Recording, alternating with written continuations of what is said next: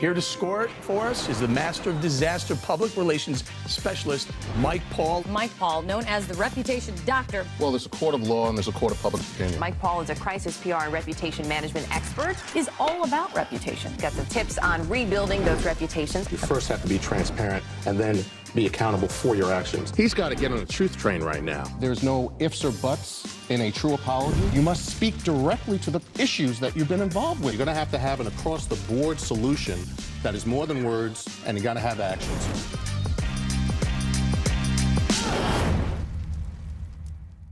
All right, let's do this. Welcome back to Reputations in Crisis with Mike Paul, the Rep Doc. Today's guest is Jami Floyd, the award-winning journalist who is now working on an amazing new book.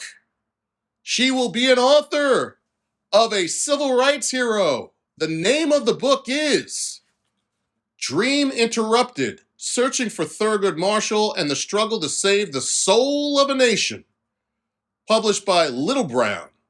That's one of the older publishers, the older great publishers worldwide. So congratulations, Jami. Welcome to the show. There's a lot to talk about. So let's dive right in. First, from a judicial perspective, the United States has made history with the first Black woman becoming a Supreme Court justice, a promise that the president made that he has promised and fulfilled, and her name is Supreme Court Justice Ketanji Brown Jackson. Summarize for us why this is so significant, what is it we know about her background, and just as important, what do we expect and predict she might do that's so important? Right. Well, she is standing on the shoulders of other great Black women, judges indeed, like Constance Baker Motley, who is my personal hero, Shiro, who was a partner of Thurgood Marshall's and all of the freedom fighting they did together, the first Black woman federal judge. And if folks don't know it, we know that Justice Jackson will be the first Black woman justice on the US Supreme Court. But here are some things folks may not have picked up at the hearings. After Justice Sotomayor, she is the only other justice on the US Supreme Court with federal trial court experience, meaning hearing trials and deciding the issues that come up in a trial court. Why is that so significant? Well, it's significant because that's the real world work, Mike, that judges and real people have to face in a courtroom. That's the real world stuff, right? So that's what Judge Jackson is going to bring into court. And Sotomayor has brought that up in so many cases. She basically turns to the other justices and says, let me tell you how it really works in court. It's not just theoretical. Let me tell you what really happens when police officers pull someone over and violate their constitutional rights, or maybe uphold their constitutional rights. Let me tell you what really happens when evidence is introduced in court the right way or the wrong way. You know, it's the real world experience that Judge Jackson will bring into the Supreme Court. She has other kinds of experience too. Federal public defender, a public defender, Mike, on the US Supreme Court. Wow. And she assisted in that role, very notably, it came up at the hearings, at Guantanamo Bay. She assisted 4 detainees filing habeas corpus petitions. And you know, the habeas corpus petition, that is a very critically important thing that the US Supreme Court considers. So this is very significant experience that this woman, yes, she is a Black woman, and it is a reason to celebrate, but she also is an extremely important addition to the jurisprudential life of the US Supreme Court. And they're very fortunate. We as a nation are very fortunate to have her experience on the court. So let's jump into some state issues, some federal issues that courts in general are grappling with. This is a crisis show, so we're going to Get right into a crisis. We're a nation in crisis, Mike. That's right. Women's issue, abortion, affects men too, but what's happening in our country, both from a state perspective and what might the Supreme Court as well have to grapple with in the next year or two? Can you summarize for people who are not watching the news as often as you or I as to what is the crisis issue regarding abortion in the United States of America today? Well, as you say, 50% of the country, more really, are women. But I agree with your suggestion, Mike. The reproductive right, abortion, and other reproductive rights that are rolled into the decision, Roe v. Wade, and the other related cases, we call it Roe v. Wade and its progeny. That's the legal phrase we use for the cases that come after and are tied to that first landmark case. They affect everyone, not just a woman, but her partner, whoever that may be, and the rest of her family, all of society. We're all affected by reproductive rights.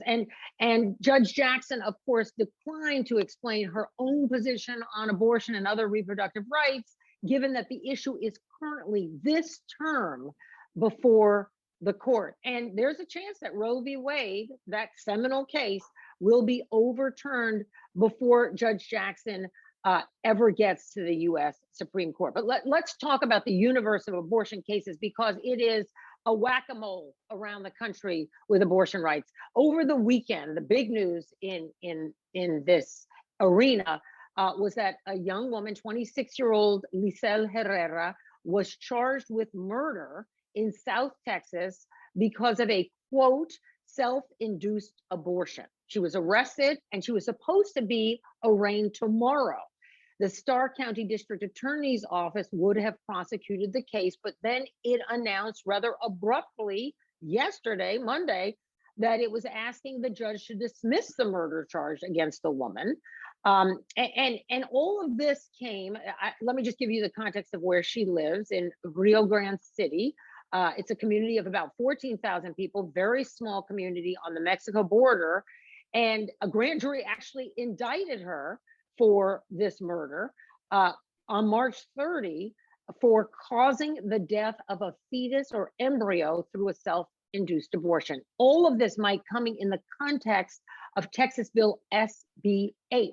That's the very controversial and restrictive abortion legislation, which does explicitly exempt people like Ms. Herrera, but it makes it so difficult for women like her to get an abortion that the services have been greatly restricted throughout the state of Texas, leaving people no options, no legal options to terminate their pregnancy. And that led to her arrest. Before it led to her arrest, she, in layman's terms, felt so desperate in her decision-making options that she chose to do this herself. To the extent we know the facts, yes. What we know of the case, that is correct. Wow.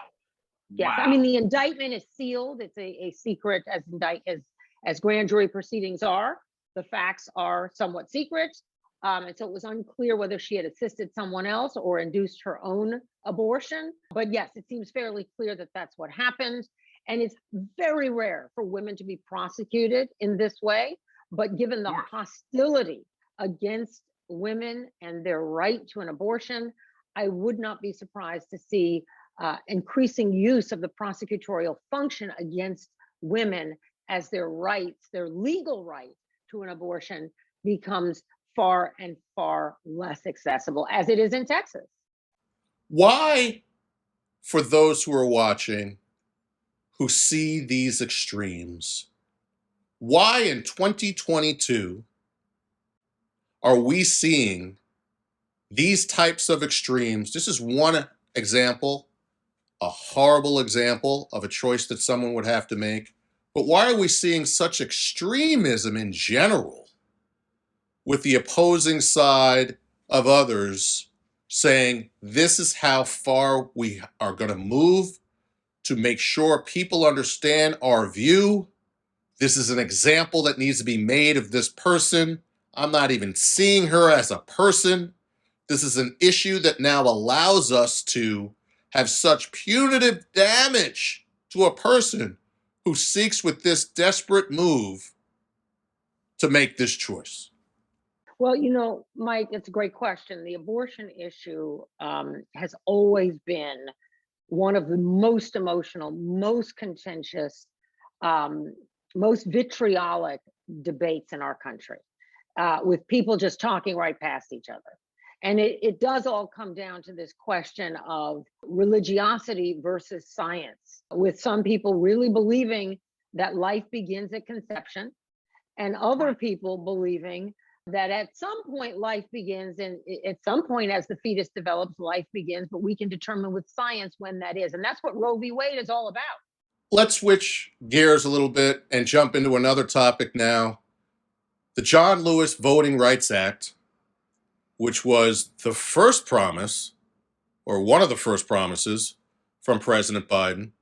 The Black community has made clear it's a must. Of course, this Voting Rights Act doesn't just affect Black folks. There are senior people, including the senator from South Carolina and others, a senator from Georgia, who are leading this charge, even a senator from New Jersey who is a strong advocate behind them, and no movement in the Senate. What is your prediction as to what's going to happen? And if it doesn't happen, does the President of the United States have an option of having a second term? I love the way you phrased that question.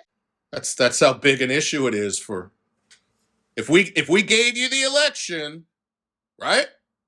If we Black folks helped you to get elected, so says the evidence, and you fall short of this goal of protecting our and others' rights to vote, there are many people who will not vote for him. I hear you. I just laughed because your question just took a turn to the obvious. Okay, so the bill obviously has the name of one of my heroes and yours, John Lewis, on it, and that helps a lot because this is a man who very nearly died for all of us to have the right to vote. But for people to understand why we're here again, I mean, come on now. We had the 1965 Voting Rights Act, right? That's what we're here debating. That's why. But we had people marching and dying so that we could all vote. We have the Reconstruction Amendments. So why are we having another discussion about voting rights? Don't we all have voting rights? I get this question all the time. And so to really understand why it matters, we have to go back to the very recent and extremely damaging case of Shelby County, which was a Supreme Court decision. We're back in the US Supreme Court, which is why it matters so much, of 2013, which crippled the federal government's ability under that 1965 Voting Rights Act signed by President Johnson, but secured by people like John Lewis and like Dr. King and like Reverend Abernathy and Coretta Scott King, the people who marched across that bridge in Selma to prevent discriminatory changes to voting laws and procedures in the states across the country. And what has been happening, Mike, as you know, but a lot of people who ask me seem confused about this, states across the country are going after voting rights. They're unleashing voter suppression schemes, redistricting schemes to systematically disenfranchise the very same people that were enfranchised by the Voting Rights Act and the Reconstruction Amendment. Let's speak plainly, Black and brown people, Black people and brown people, and some poor white people, the people that don't have power. And don't hand me a bottle of water. Don't be handing me a bottle of water. That'll be against the law if you do so. That's right. That's right. And it doesn't take a whole lot of Googling to look back and see what we endured to get our voting rights. German shepherds, beat downs with batons by police officers and nasty citizens, hoses on children who were marching for civil rights and voting rights. That have the power to rip skin. Hoses, fire hoses, just so people understand, those fire hoses weren't just a little wet. They had the force to rip the skin off of your body. Go ahead. And they did rip the skin off of the bodies of men, women, and children. There are 45 senators, as you point out, who are in favor of this new John Lewis Voting Rights Act to stop this new repression of our voting rights. But you need more than 45. The way the Senate is structured, and we really need to get it done before the Senate shifts. Now, I'm not saying that everyone who's a Republican or, we don't have 50 black senators, right? I'm not even saying that a black senator would necessarily vote for it, but well-meaning, right-minded people who believe in democracy should believe in the right of everyone to vote. Yeah, but Jamie, we got to now shift to an issue that impacts all of this. So the rise of separatist groups, white separatist groups in America, not just the Proud Boys and others that were involved with January 6th. There's even an uptick in the old boy, the KKK in America. Yes, in 2022. So when we have a nation divided with some extreme groups and thinking by those who still think that way since 2 generations, 3 generations in this country, and now we're talking about the Voting Rights Act. What do you think of just the rise of separatist groups? And we saw they're your neighbor. Some of them are off-duty and retired police officers. Some are retired military. We see when the FBI and the Department of Justice is looking for them and seeking more information, just who they are individually. They could be living right next door to you today. Right. So I met John Lewis back in 2005, Mike, on the bridge in Selma on the 40th anniversary of that first march, which was in 1965, where he very nearly died for all of us to be able to vote. And there were a lot of folks there. It wasn't just black folks there for that anniversary. And 2 of the other people I met there, one was the daughter of the first white woman who was murdered by the Ku Klux Klan in the civil rights movement, Viola Liuzzo. And she's not celebrated enough. This woman is not celebrated enough. She was murdered by the Klan for driving freedom fighters, the Freedom Summer workers, around to register people to vote. And that was a poignant reminder to me that the civil rights movement was a movement not just of black people, but of all people, because you cannot have a movement that is of only the oppressed. You have to build coalitions. The other, and this white woman had driven from the North, as we called it, leaving her babies behind. She had a bunch of children, including Mary Louise, the woman I met, and they lost their mama. And her husband lost his wife because she was doing this good work. The other person that I met was the person who, one of the founders of the Southern Poverty Law Center, which I urge people to look up. And the reason I mention it, Mike, is because they track the very groups you are talking about, hate groups in America. That's what they do. That's the work of the Southern Poverty Law Center. You are correct that these groups are on the rise, but they have always been here. They have always been here. And what has happened in the last 45 years under the leadership of our previous president is they felt comfortable to come out from under their rocks. And listen, I have ancestors who were in some of these groups. I'm just going to be honest with you, because this is America. And the history of America is that we are a country divided and we need to be a country united. And we're at our best when we're united, but it's a lot of work to be united. Sometimes it feels easier to be divided. We have to get back to the United States of America. And there are those who are working to divide us for their own selfish purposes. And we need, even those of us who feel comfortable in those separatist groups, to think about what really our country is all about.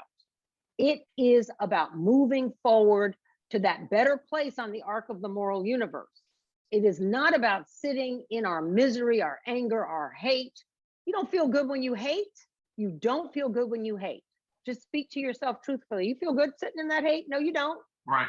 You always feel better when you love your enemy. I know that's what Christ said, but I truly believe it. Love your enemy as you would love yourself, and you will feel better, and our nation will walk better toward a better tomorrow. Then let's use that as an example that's difficult for some people. We have a Supreme Court justice who has his own views. He's a black man. His name is Clarence Thomas.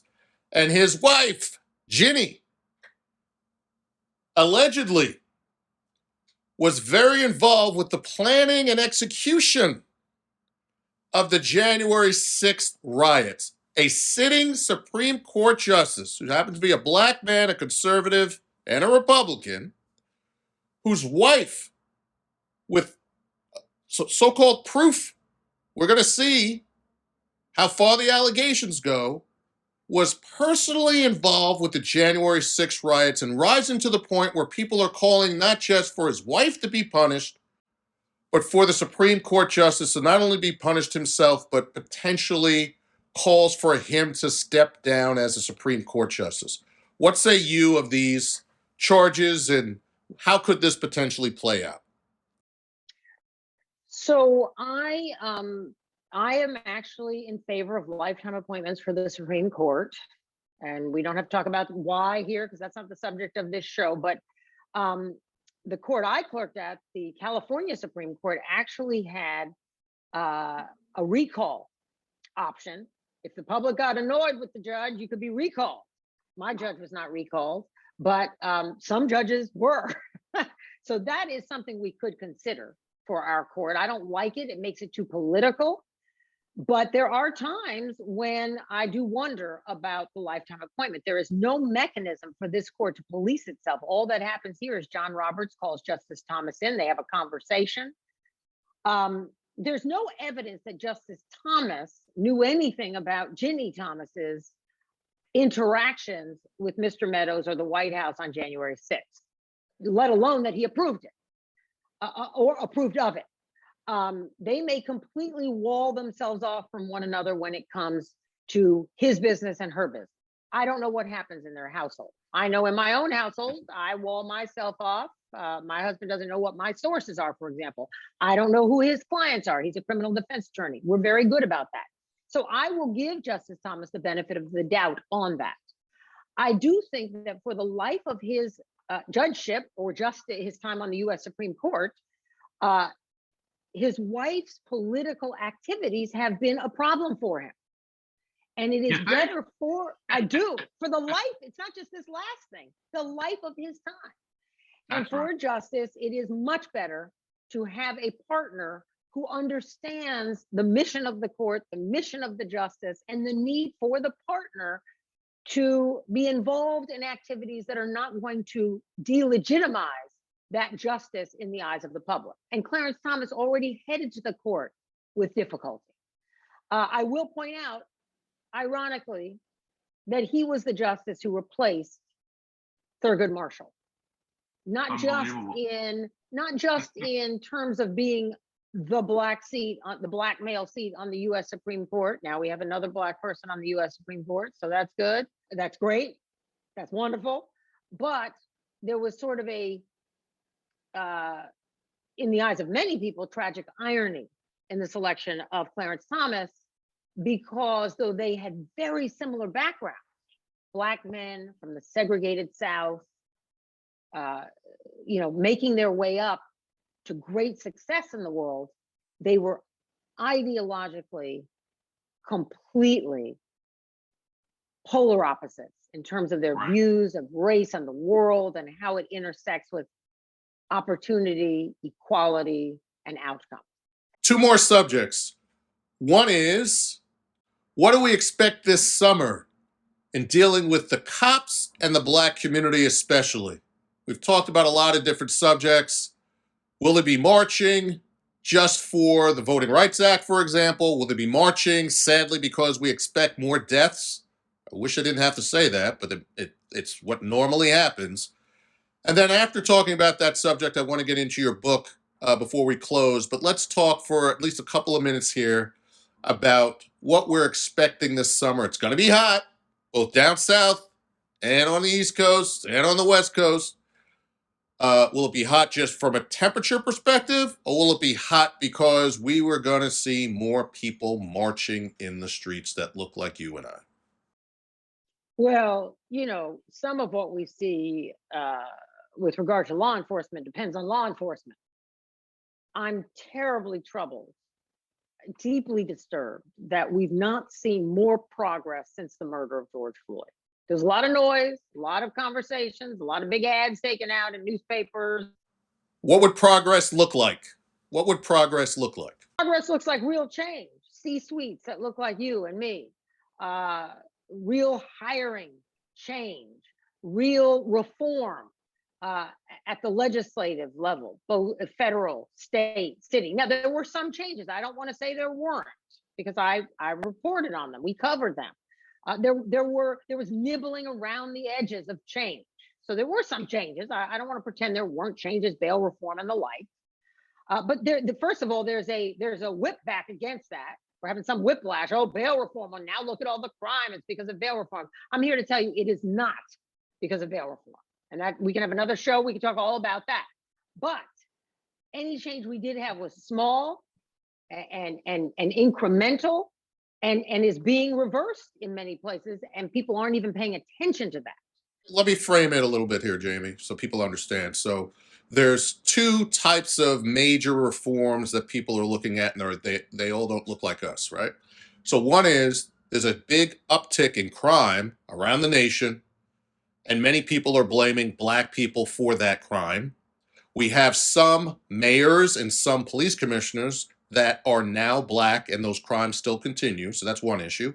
The other issue that you and I are really focusing on right now from a Black perspective is, no. We just want to be able to walk the streets and be able to come home and not be killed by a police officer, which is a totally different issue, as important or more important than the other.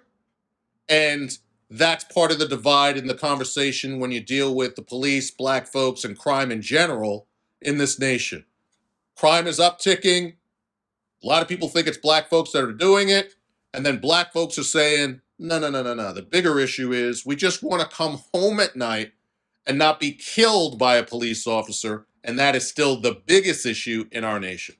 Right. Okay. So there are three actually things. First of all, the crime wave.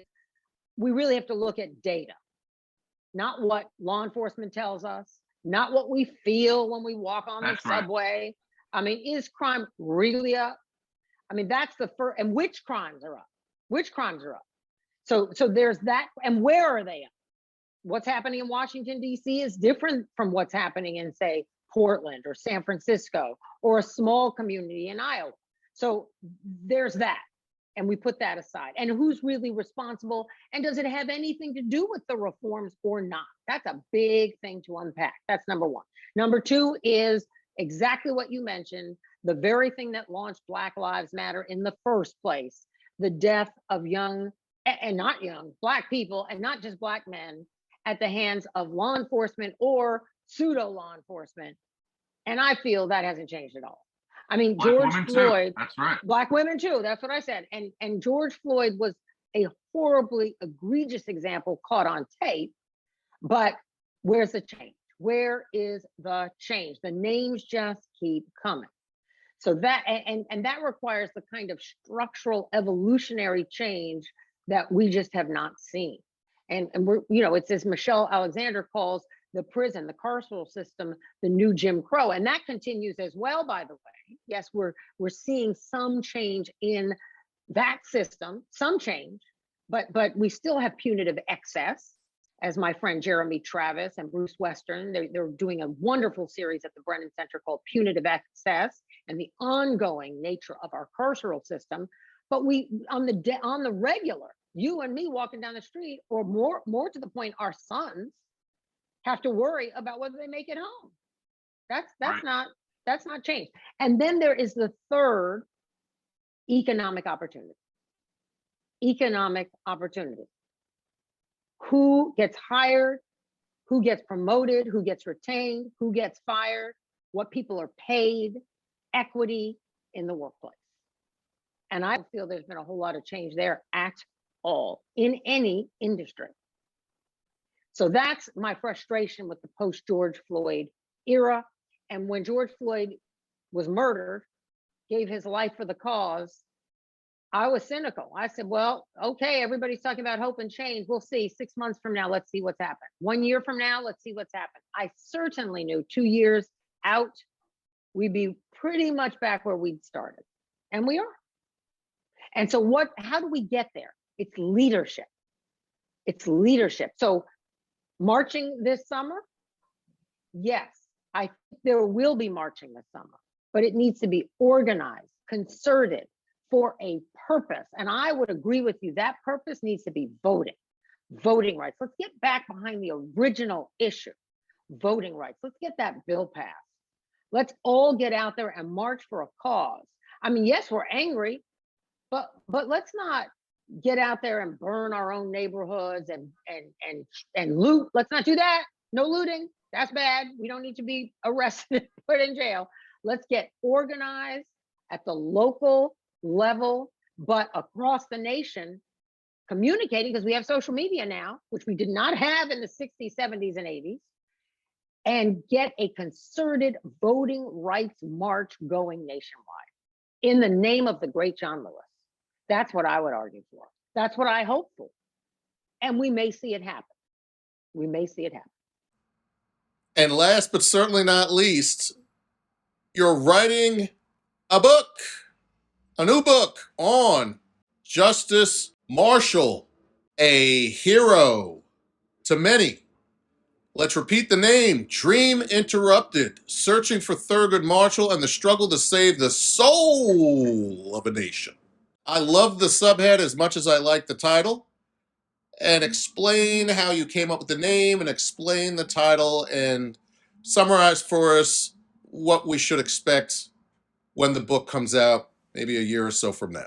So I grew up just a few blocks from the Thurgood Marshall courthouse on the Lower East Side of New York City. And my parents were not attorneys by any means, but I was always so impressed by that courthouse. The other thing and his name on the side of it, but the other thing I was so moved by was a clipping my father had pinned up to his bulletin board over an artist's table that he kept in the living room. My father was an artist, of Thurgood Marshall standing on the steps of the US Supreme Court, which looked a lot like that same courthouse. I was a very small child, so to me, they were courthouses. And I asked my daddy, Jim, as I called my father, what these men were smiling about one day. And he sat me down and he told me all about Brown versus Board of Education. That's what they were doing on the steps that day. It was right after the announcement. And that case, which came down 10 years before I was born, obviously changed history for Black and Brown children, but it also might change the structure of the law in the United States. It was all about segregation, desegregation, reversing Plessy versus Ferguson, which was the landmark Supreme Court case that said segregation was okay. And so I recognized that Thurgood Marshall, and it wasn't just Marshall, it was Marshall and his team of lawyers and others who weren't lawyers, like the great John Hope Franklin, a famous Black historian who worked with Marshall on the brief in Brown. And Marshall's mentor, Charles Hamilton Houston, who was the dean at Howard Law School. And this was during Jim Crow, Mike, when Black lawyers were an unusual thing. And of course, Constance Baker Motley, who I mentioned earlier, Ketanji Brown Jackson stands on her shoulders because she was the first Black woman to argue in the Supreme Court. She was the brains behind so many of Thurgood Marshall's brilliant briefs. And she worked on the Brown case, of course. So this is the team that inspired me as a young woman. And Thurgood Marshall is the man, and his work, his cases, his life as a lawyer before he ever got to the US Supreme Court. I mean, he traveled the South. That's what I was going to ask you about. He had a life, Mike, traveling all over this country, defending Black people, Black men who were accused of horrific crimes. His life had to be threatened every single day. It was. His clients were at risk of being lynched, and he was very nearly lynched for defending these men who were accused of raping white women or murdering white people, very often wrongly, mostly wrongly accused. And he believed in their constitutional right to a fair trial, to a jury of their peers. Black people couldn't serve on juries. So how'd they get a jury of their peers? So this is what he believed in long before he got to the US Supreme Court, long before he got there, long before he argued before the US Supreme Court. He argued 32 cases in the US Supreme Court and won 28 of them. So this man, before people even knew his name as a justice, he was the greatest American lawyer this country has ever had. Wow. I really believe that to my core. He's not celebrated enough, but this book isn't, there have been biographies of Marshall.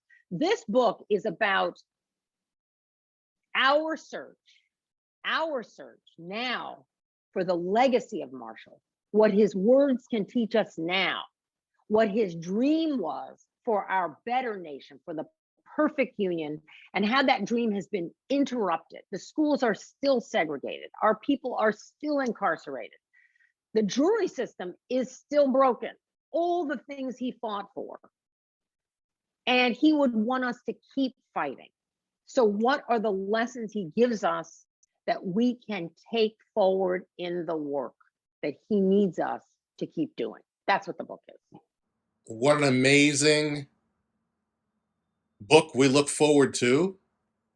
The Courage of the Man, now written by the woman who has, in my opinion, courage herself for speaking out and standing up for many atrocities that still happen in our nation in all sectors. And we look forward to the book and having you back on the show when it comes out. Hopefully I get one of the first copies and we can talk about it. You certainly will, my friend. Thank you. Jami, we'll keep in touch. There's going to be more happening, probably even before summer, as we predict that there's going to be people marching in the streets again. Thank you so much for coming on Reputations in Crisis, and we look forward to seeing you again soon. Thank you, Mike Paul. We'll talk again soon, I'm sure. Thank you for having me. I look forward to it. You're welcome.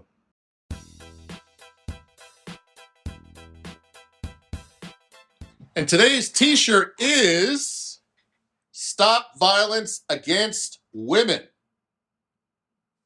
Obviously a very important subject.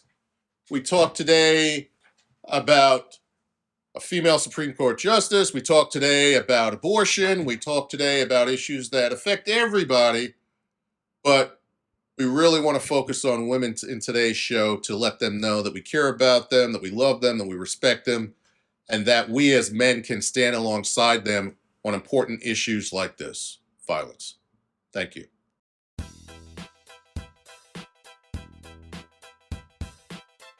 So this week's opinion of our show with Jami Floyd, look, there's a lot of issues happening right now that deal with race and justice and the Supreme Court and various separatist groups and racism. I can go on and on. What an amazing expert that we had in Jami to come on and explain it all to us.